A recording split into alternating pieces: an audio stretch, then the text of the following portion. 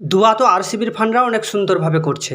কেননা কোনো রকমভাবে যেন এসআরএইচের সামনাসামনি না হয়। কারণ শুধু আমি না, এটা সবাই জানে যে এসআরএইচ শুধুমাত্র একটা টিম না, সে হচ্ছে 2-1 দিনের মধ্যে আসা একটা দানবীয় ঝড়। যখন সে আসে মানে যে টিমের সাথে সে চলেছে তার ইতিহাস খুলে দেখে নিও, যে টিমটার বিরুদ্ধে এসআরএইচ চলেছে তাকে একদম বিলুপ্ত করে দিয়েছে। কিন্তু আপনাকে বলি, এই দানবীয় ঝড় শুধুমাত্র 2024-এই হয়েছে। কেননা এই এসআরএইচের টিম 2023-এ 10 নম্বরে ছিল, মানে সবার নিচে। আর এখন এই 2024-এ শুধুমাত্র জিটি, যার সাথে তার পয়েন্ট ডিভাইডেড হয়েছে, মানে ভাগ হয়েছে, শুধুমাত্র বৃষ্টির কারণে ম্যাচটা সম্পূর্ণ হয়ে ওঠেনি। তারপরেও সে 8টা ম্যাচের মধ্যে 17 পয়েন্ট নিয়ে পয়েন্ট টেবিলের 2 নম্বরে বসে আছে। আর আপনাকে বলি, প্যাট কামিংসের প্রথম টি20 সেটা অ্যাবসলিউটলি ফায়ার। যে এসআরএইচ ক্যাপ্টেনের জন্য এদিক ওদিক খুঁজছিল। আপনাকে আমি যদি প্যাট কামিংসের কথা বলি, তো প্যাট কামিংস নিজের দেশের জন্য সে ক্যাপ্টেন্সি করে না, কিন্তু সে এসআরএইচ এর জন্য ক্যাপ্টেন্সি করছে। আপনাকে বলতে এসআরএইচ এর আগেও মাকরাম উইলিয়ামসন অনেকজন ক্যাপ্টেন্সি করে গেছে, কিন্তু এসআরএইচ এর রেজাল্ট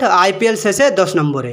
আপনাকে বলি, তো তারপর যখন ওডিআই চ্যাম্পিয়ন প্যাট কামিংস সেই জায়গাটা নিল ক্যাপ্টেন্সি করার জন্য, তখন 60টা ম্যাচের মধ্যে 6টা ম্যাচ সে তার নিজের গ্রাউন্ডে জিতেছে। আর সব থেকে ভালো খবর হচ্ছে যে এটাই ওই শুধুমাত্র একটা ম্যাচ সে আরসিবির বিরুদ্ধে হেরেছিল।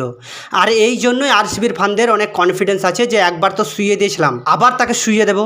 ম্যাটার এমনও হতে পারে, কিন্তু যদি সে ভুল করেও জ্বলে ওঠে আরসিবির বিরুদ্ধে, তাহলে কিন্তু সে রেকর্ড তৈরি করে দেবে। কেননা প্যাট কামিংসের ক্যাপ্টেন্সিতে এসআরএইচ শুধু একটা টিম না, সে একটা দানব। ভাবতে পারেন 287 রান, এটা ওডিআইয়ের মধ্যেই সম্ভব। ভাবতে পারেন 9 ওভার 4 বলের মধ্যে 165 রান চেজ করে দেওয়া। এসআরএইচ এর প্রতিটা প্লেয়ারকে আপনি দেখুন, Klaasen, Travis head, Abhishek Sharma. আপনাকে বলি তো আগের ম্যাচটায় অভিষেক শর্মা নিজে দাঁড়িয়ে থেকে জিতিয়েছে। আপনাকে আর একটা কথা বলি তো, বিরাট কোহলির একটা রেকর্ড ছিল 2024 আইপিএল এর মধ্যে, যে সবার থেকে বেশি 6 মেরেছিল। তারপর অভিষেক শর্মা বিরাট কোহলিকে, স্যার মাফ করে দেবেন, আমার দ্বারা অনেক বড় একটা ভুল হতে চলেছে। তারপর অভিষেক শর্মা একটা ম্যাচের মধ্যে 6টা 6 মেরে আইপিএল এর মধ্যে টপ 6 মারার গল্পে অভিষেক শর্মা 1 নম্বরে। আপনাকে বলি তো 209 স্ট্রাইক রেট নিয়ে 13টা ম্যাচের মধ্যে 467 রান করেছে। সব থেকে বড় কথা হচ্ছে যে 41টা 6 মেরেছে, মানে 41টা ছক্কা মেরেছে এবং 35টা 4 মেরেছে। আপনাকে বলি, আমি তার তারিফ করছি না, আমি শুধু এইটুকুই বলতে চাই, আপনি যদি আরসিবির ভক্ত হয়ে থাকেন তাহলে আপনাকে শুধু এইটুকুই মাথায় রাখতে হবে যে অভিষেক শর্মা, ট্রাভিস হেড, এদের মধ্যে যদি কেউ একজন দাঁড়িয়ে যায় ওপেনিংয়ে, যদি কেউ পিচের মধ্যে দাঁড়িয়ে যায়, দুইজনের মধ্যে একজন, তাহলে আরসিবিকে শুধু হারিয়ে দেবে না, আরসিবিকে আইপিএল থেকে মুছে দেবে। আপনাকে বলি, আপনি তো খুব ভালোভাবে জানেন যে এসআরএইচ অপোজিট টিমটাকে শুধুমাত্র হারিয়ে দেয় না, বুঝিয়ে দেয় যে দ্বিতীয়বার সামনাসামনি হলে কি হতে পারে। আরসিবি ভার্সেস এসআরএইচ অথবা কেকেআর ভার্সেস এসআরএইচ, আপনাকে শুধু এটাই মাথায় রাখতে হবে যে আইপিএল এর মধ্যে সব থেকে বড় ম্যাচ এটা হতে চলেছে। কারণ আপনি খুব ভালোভাবে জানেন যে আরসিবির যে রেকর্ডটা ছিল মোস্ট রান ইন আইপিএল, সেই রেকর্ডটা এসআরএইচ কিন্তু খুব সুন্দরভাবে ভেঙে দিয়েছে। আর এই বছর আইপিএল এর মধ্যে এসআরএইচ হাইয়েস্ট রান আইপিএল এর মধ্যে।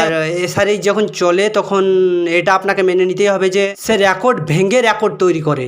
আপনার কি মনে হয় যে ফাইনালটা কি হতে পারে? SRH versus KKR versus RCB versus RR? এটা না হয় আপনি বলুন, কিন্তু আমার তো মনে হচ্ছে যে আরসিবি ভার্সেস কেকেআর। কেননা আমি নিজে একটা আরসিবির ভক্ত, যার কারণে আমার চয়েসটা সবসময় আরসিবির দিকেই থাকবে। আর একটা কথা হচ্ছে যে আরসিবি যেভাবে কামব্যাক করেছে, আমার মনে হচ্ছে না যে আরসিবি আর কোথাও গিয়ে আটকে যাবে।